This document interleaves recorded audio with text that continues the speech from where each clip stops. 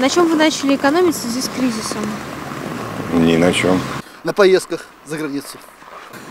На всем. Сидим голодные. Ой, я не могу сказать даже. Нет, вся жизнь продолжается. Кризис сильно не отразился. Мы ни на чем. Мы приехали мы на гастроли из Воркуты, поэтому мы еще ни на чем не экономим. Да ни на чем особенно. Мне родители деньги присылают, я сама не зарабатываю. Вы еще не поняли. На чем экономить? В деревне живем, какая экономия? Все дороже, чем в городе. Ни на чем. А как можно экономить? На чем? Как жили, так и живем. За квартиру не сэкономишь, платишь. Хлеб с маслом кушаем. Мясо кушаем. А чем экономим? Духи покупаем. Без этого нельзя. Прессу читаем. Ни на чем экономить. Если я чай пью с конфетами, я его пью только с конфетами. Да. Если я пью зеленый чай, я и пью только зеленый чай, пусть он дорогой. Ни на чем. Пока не ощутили? Вообще никак. Ни на чем. Я так же живу, мне кажется. Какой кризис?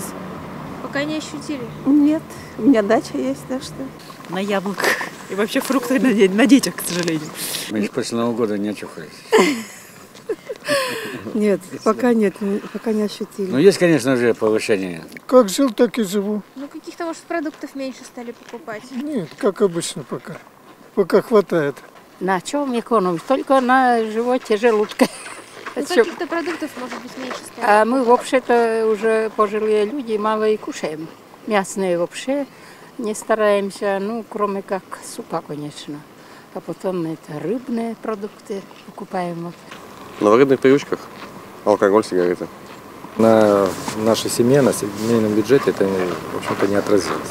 Ничего. Мы его не ощущаем. Пока не ощущаем, скоро будем. Ну, пока не ощущаем, пока не экономим. Экономить? Да. На хлебе. Экономить, наверное, ни на чем. Пока это не отразилось на мне. Наверное, на технике. Потому что техника очень сильно подорожала.